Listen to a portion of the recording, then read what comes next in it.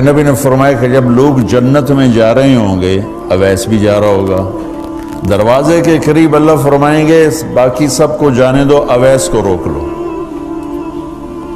تو وہ اویس پریشان ہو جائیں گے کہ اب بوئے تھے آتے کیوں رکاوٹ بن گئی، دروازے پہ آگے کیا رکاوٹ ہو گئی؟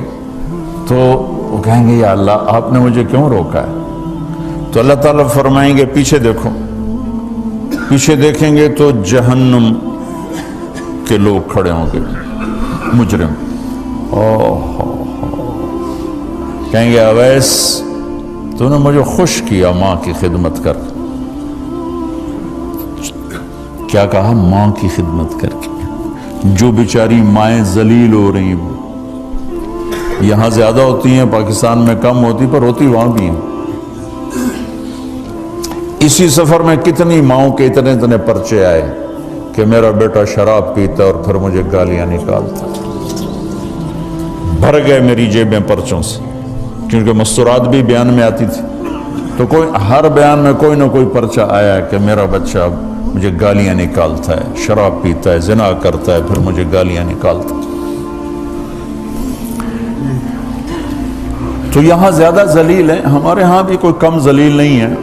کوئی قسمت والی ماں ہے جس کو فرما بردار اولاد ملتی ہے، تو اللہ فرمائیں گے اویس تو نے مجھے بہت خوش کیا ماں کی خدمت۔ دیکھیے جہنم کے لوگ کھڑے ہیں، تو انگلی کا اشارہ کرتا جا، اللہ جدھر جدھر تیری انگلی کا اشارہ ہوگا ادھر ادھر لوگوں کو جہنم سے نکال کے جنت میں ڈال دوں۔ آج میں تیری طفیل لاکھوں آدمیوں کو جنت میں پہنچاؤں گا۔ عدد ربیہ و مدر، لاکھوں کا لفظ نہیں آتا، ربیہ و مدر عرب کے دو قبیلے اپنی تعداد میں سب سے زیادہ تھے۔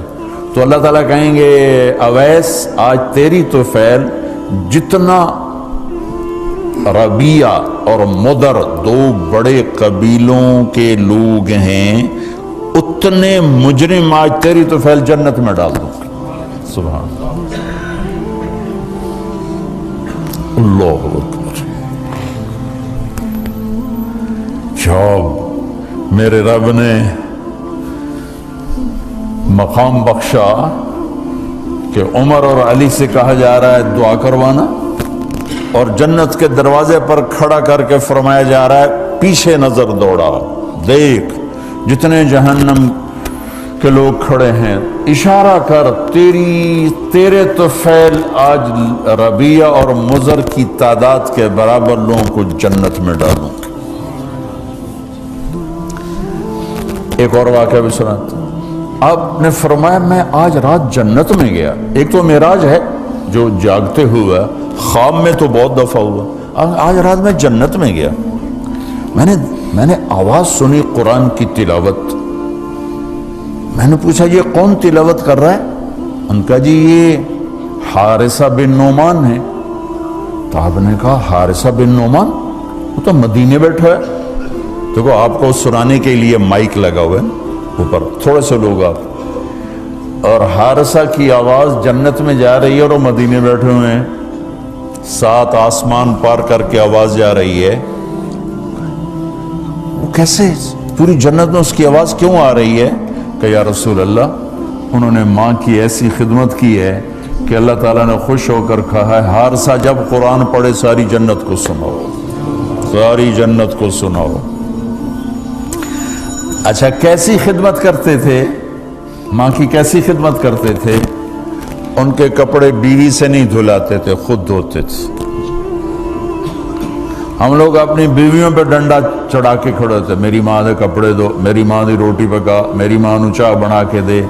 آپ کی بیوی کی ذمہ آپ کی ماں کی خدمت نہیں ہے، میرے ذمہ میری ماں کی خدمت، میری بیوی کے ذمہ میرے باپ کی خدمت نہیں ہے، میری ماں کی خدمت نہیں ہے، میری بہن بھائیوں کی خدمت نہیں ہے۔ لیکن یہ بر صغیر کے معاشرے کا ظلم ہے کہ آنے والی بچی ٹکڑے ٹکڑے ہو جاتی، پس کے رہ جاتی،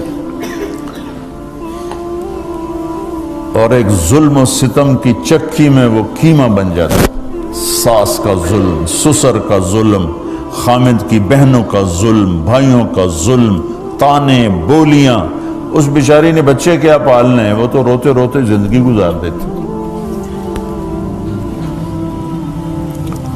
میرے ذمہ ہے ماں کی خدمت، میری بیوی کے ذمہ نہیں ہے۔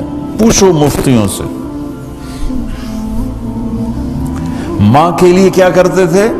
سالن خود بناتے تھے، آٹا گوندتے تھے، روٹی پکاتے تھے، پھر تھالی میں پلیٹ میں رکھ کر ماں کو سامنے بٹھا کر خود کھلاتے تھے، کھلاتے بھی خود، اور ماں کو تیل لگاتے، کنگھی کرتے، جوئیں نکالتے۔ اور کبھی اماں کوئی کام کہہ دیتی اور سمجھ میں نہیں آیا تو یہ نہیں کہتے تھے ماں جی کیا جائے، اپنی بیوی کو باہر بلا کر کہتے ماں جی نے کیا کہا ہے مجھے سمجھ میں نہیں آیا۔ ایک دفعہ موسیٰ علیہ السلام نے پوچھا یا اللہ میرا جنت کا ساتھی کون ہے؟ تو موسیٰ علیہ السلام نے فرمایا فلاں قصائی تیرا جنت کا ساتھی۔ تو موسیٰ علیہ السلام تھوڑا سوچ میں پڑ گئے کہ قصائی تے موسیٰ دا جوڑ کی میں بہ گئے، فلاں مجاہد، فلاں عالم، فلاں ولی اللہ وہ تیرا جنت کا ساتھی، قصائی تیرا ساتھی۔ تو موسیٰ علیہ السلام نے پتہ پوچھا اور پہنچ گئے۔ تو وہ گوشت کی دکانوں میں ایک دکان اس کے بھی تھے، وہ بٹھا چوکڑی مار کے تھا اپنا ویچی جاندہ تھے، ٹکی جاندہ ہے۔ کوئی موسیٰ علیہ السلام کو اسپیشل چیز نظر نہیں آئی۔ جب شام کو وہ چلنے لگا، جب وہ اس کا گوشت ختم ہو گیا تو اس نے ایک ٹوٹا تھیلے میں ڈالا اور چل پڑا، موسیٰ علیہ السلام بھی ساتھ چل پڑے۔ وہ گھر پہنچا تو موسیٰ علیہ السلام نے کہا میں آ جاؤں؟ کہا جی آ جاؤ۔ اس نے وہاں جا کے کیا کیا، بوٹیاں بنا کے ہانڈی چڑھاتی، پھر آٹا نکال کے گوندھا، اس کو نرم ہونے رکھ دیا، سالن تیار کیا، پھر روٹی تیار کی، ٹرے میں رکھا۔ ایک عورت اس طرح پڑی تھی، اس کو جا کے ہلایا، ماں جی، آنکھ کھولی، ایک ہاتھ سے اٹھایا، سہارا دیا، دوسرے ہاتھ سے نوالے بنا بنا کے کھلاتا رہا۔ تو اس نے یوں سر ہلایا کہ مطلب میری بس، تو اس کا منہ صاف کیا اور اس کو سہارا دے کے لٹانے لگا تو کچھ بڑبڑائی۔ موسیٰ علیہ السلام ذرا فاصلے پر تھے، سن نہیں سکے کیا کہا۔ موسیٰ علیہ السلام نے فرمایا میرے بھائی یہ کون ہے؟ کہا جی میری ماں ہے، اور میں جب صبح جاتا ہوں نا کام پر تو اس کے سارے خدمت کر کے روٹی پانی کھلا پلا پھر میں جاتا ہوں، پھر جب شام کو واپس آتا ہوں تو پہلے میں اس کی یہ خدمت کرتا ہوں۔ بیوی سے نہیں کہا، خود کیا۔ ہم اپنی بیویوں کو کتنا ذلیل کرتے ہیں، اور 99% جو ساس ہے وہ نیگیٹو ہے اور ظالم ہے۔ 99% ساس نیگیٹو ہے اور ظالم ہے، اور ہمارے بچوں کو ہوش نہیں کہ میری ماں ہے، میری ماں ہے۔ ماں کی وجہ سے بیوی کو تباہ نہ کرو، اور بیوی کی وجہ سے ماں کو تباہ نہ کرو، اس میں بیلنس کرو۔ بیوی کے عشق میں ماں باپ ذلیل نہ ہو، اور ماں باپ کے عدم میں بیوی ذلیل نہ ہو۔ یہ دونوں نوحے میں سن رہا ہوں، اس لیے بول رہا ہوں، دکھ سے بول رہا ہوں۔ کہا جی میں شام کو پھر اس کی خدمت کرتا ہوں، اب بچوں کو بعد میں دیکھتا ہوں۔ کہا اچھا یہ بتا یہ کیا کہہ رہی تھی؟ لٹا رہے تھے۔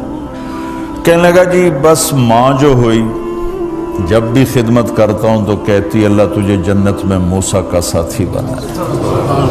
میں تو جی کمی کسائی تے موسیٰ کلیم، میرا دا کی جوڑ ہے۔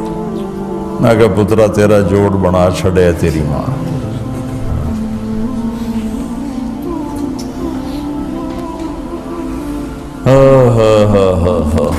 ماں باپ زندہ ہیں دعا لو، فوت ہو گئے ان کی قبروں پہ جایا کرو، وہاں بیٹھ کے قرآن پڑھا کرو۔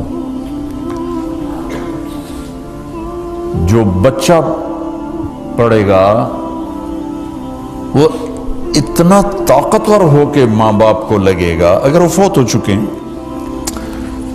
زندہ ہیں دعا لو، مر گئے ہیں ان کے لیے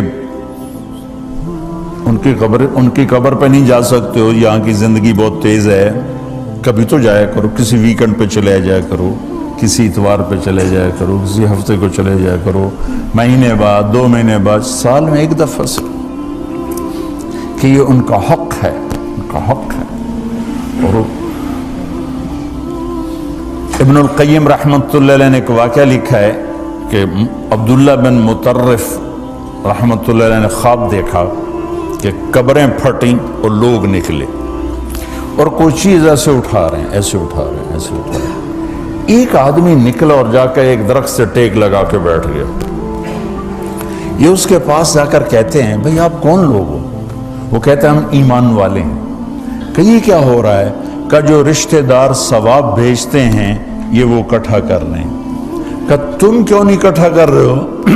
کہ میرا بیٹا حافظ قرآن ہے، ایک قرآن روزانہ ختم کر کے مجھے بھیج دیتا ہے تو میں نے پرچون دی لوڑ نہیں رہ جاندی، میرا تھوک دا کام. کہ تیرا بیٹا کیا کرتا ہے؟ کہ اس کی مٹھائی کی دکان ہے بازار میں.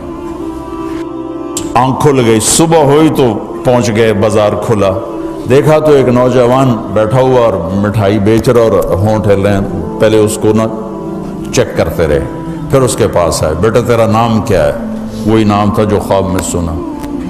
یہ کیا پڑھ رہے ہو؟ کہ جو قرآن پڑھ رہا ہوں. کتنا پڑھتے ہو؟ ایک ختم روزانہ پڑھتے ہو. کیا کرتے ہو؟ کہ والد کو ایصال ثواب کرتا ہوں. کیا اتنی مشقت کیوں اٹھاتے ہو؟ کہ وہ میرے لیے بہت کچھ چھوڑ گیا، میں چاہتا ہوں میں بھی اس کے لیے کچھ حصہ بنتا رہوں. تو یہ والدین کے حقوق میں سے ہے کہ اگر وہ چلے گئے ہیں ان کے لیے ایصال ثواب کرو.